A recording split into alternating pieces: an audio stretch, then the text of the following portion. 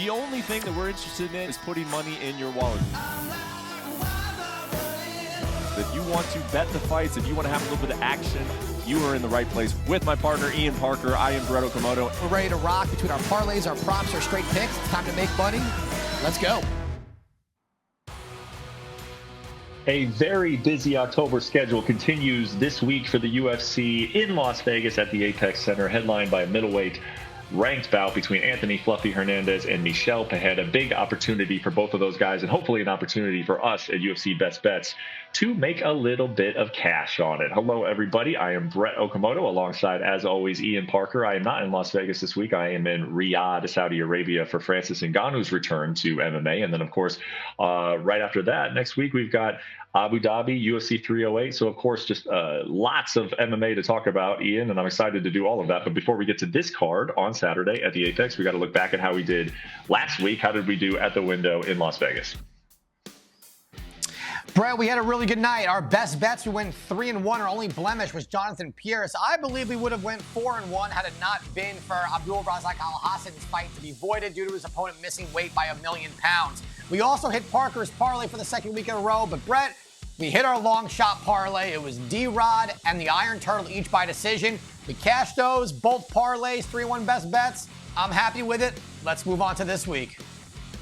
I would hope you'd be happy with, man. A lot of green there on the Best Bets recap, along with 2 parlays. Makes it a great night. We'll look for another one here Saturday, 7 Eastern, 4 Pacific. You can find the main card on ESPN+. It's got that middleweight headliner. And then in the co-main event at bantamweight, a lot of tough fights at 135 pounds. This one is Rob Font taking on Kyler Phillips, who has been on the rise. Charles Johnson taking on Sumu Darji. An interesting situation there with the bantamweight fight between Jake Hadley, Cameron Smotherman. We'll talk about all of these.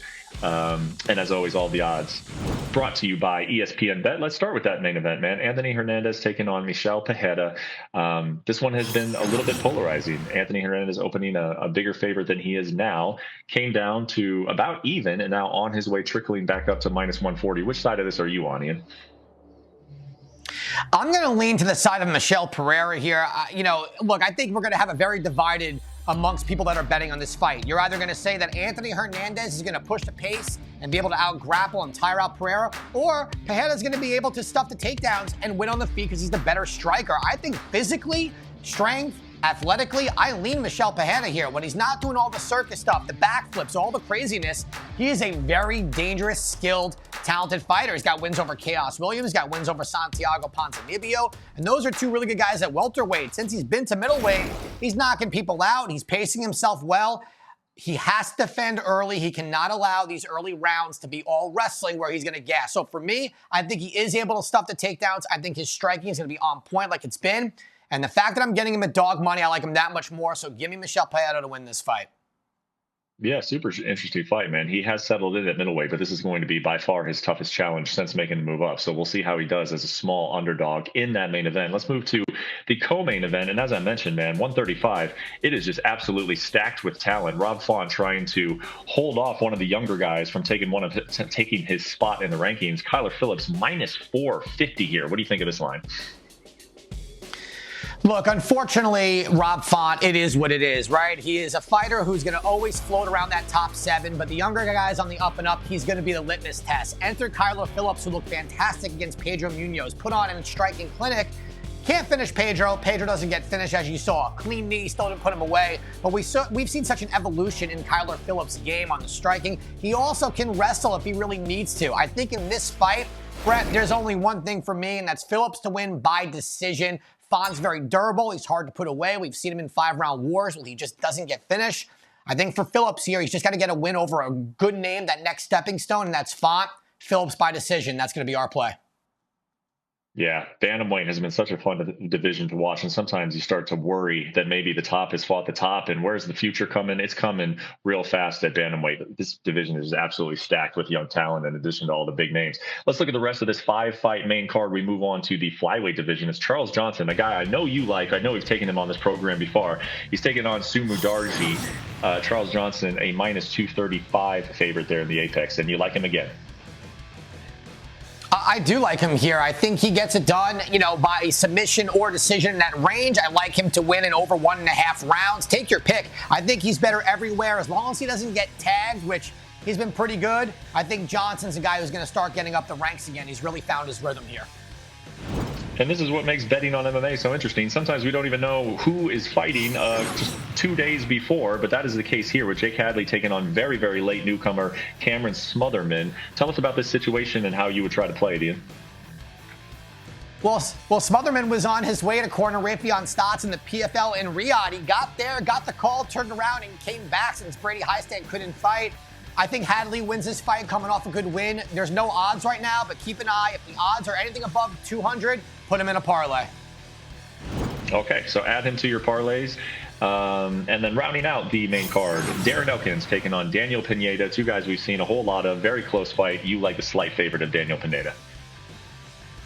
I do. I think because the fight is probably going to stay on the feet longer than expected. I think Pineda's the better striker here. We see off his back, he's very, very active. And Elkins, he's got so much scar tissue. If you sneeze on his face, he cuts, he bleeds. Not saying that this is a best bet because it's not. This is going to be a fun fight. Enjoy the war. But if you got to take a pick, I would go Pineda. Why would anybody be sneezing on Darren Elkins' face? Cover your mouths, people. I mean,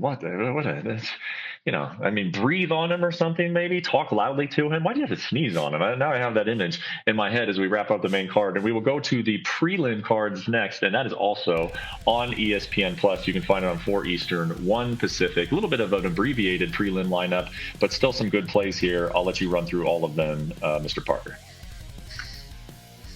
Yes, sir. Let's start with Ambayev. I think he's going to win this one probably by decision. Nikolaus coming off another bad loss. And Asu, I believe, is a really high-level prospect. Moving on, we're going to go with Matsumoto here to win by decision. Katona, he's good. He doesn't get finished. I think Matsumoto is that new generation fighter, and I think Katona is on the older end of that. We're going to go Jocelyn Edwards by decision here. I hate that number for her on the money line, but she is better than Vidal everywhere, so we should go there. Elise Reed, finally a favorite and deservedly so. She's fighting someone in Jessica Pena, who's a seasoned veteran. I still think Reed gets the win. Now, look, I'm going to do a real long shot prop here. We've seen Reed in the first round be in trouble, come back in rounds 2 and 3. So why not a round 3 submission at plus 7,000, Brett? Let's have a little fun. Let's rely on her cardio. Let's rely on her taking the back and getting that choke. Next fight. Brett, I'll be honest here. I would probably stay away from this one. But if you have to play this because you're bored and you just want to, I would lean Martinez here. And last but not least, the only way to bet this fight, Despaigne, he's got to keep the fight on the feet. We saw he's got terrible takedown defense, no jiu-jitsu. But Austin Lane tried doing that. He wrestled someone, and then as soon as he stood up and gassed, he got knocked out. So I think Despaigne definitely gets the win here by TKO or KO. Those odds are still a little bit high, so maybe throw it in a parlay if you feel the need. There you go, man. I love Ian Parker analysis. So you got a long shot prop. You also got a fight to bet on just if you're bored and you got nothing else to do. I mean, we're always looking for action, of course, here on UFC Best Bets. And with that, we will move on to the long shot parlay, which I will remind you, we cashed in at the Apex last week. And you know what, Brett? It was originally a 3-1, but Al-Hassan voided. So I'm going to go back to the two-way method of victory. Let's go with Asu by decision. Charles Johnson here. He's fighting a striker. He's got a lot of submissions to his game. Really, his background's in wrestling. I think he can get the back here in a scramble and get the win. So Johnson submission, Asu by decision. Get us plus 800 on that parlay. All right, nice little two-teamer there at 8-1. And how about Parker's parlay for UFC Fight Night? Let's keep the streak going here. It's a bit chalky. I just think all three of these guys win, don't have a problem. Kyler Phillips, we mentioned earlier that he's going to win by decision. Here, no method of victory necessary. I'm riding the Charles Johnson train this week. I think he should be minus 400 here. He gets it done. Give me Despaigne over Austin Lane, plus 123. Let's make it 3 weeks in a row. I would love to make it 3 weeks in a row. And don't forget, maybe if you want to make it just slightly higher, Hadley is out there as well. Follow Ian on Twitter, and he'll give you some advice on that one. How about just the best bets for UFC Fight Night? Nice call there. In the main event, I'm going to leave with Pereira at plus 120. I think he's got a path to victory if he keeps his fight standing and doesn't get outpaced and dragged to the floor a million times. The striking's better. I'm going to take the money there. Font and Phillips, as much as I think Phillips is going to win this one, no problem, I think this still goes bell to bell. Fonz is extremely durable. He's a smart fighter. I'm going to take it there at -190. Give me Charles Johnson to win over 1.5. I sound like a broken record here, but if I think he's going to do it, I think he's going to be that dominant. We might as well play him every way we can. Asu Ambayev also to win an over 1.5. And last but not least, at least reading the money line, Penne is in the twilight towards the end of her career. Rita's a dog. I think she gets it done. There you go. 5 best bets, some props, a parlay, a long shot parlay. Lots of different ways to attack this card on Saturday, the same way we attacked last week's. We'll be doing it all month because we move on to this one, from this one to UFC 308. Great fight between Max Holloway, Ilia Topuria. Plenty of stuff to talk about over there in Abu Dhabi. We'll be doing that. Until then, enjoy the fights this weekend on ESPN Plus, and we'll see you next week for UFC 208.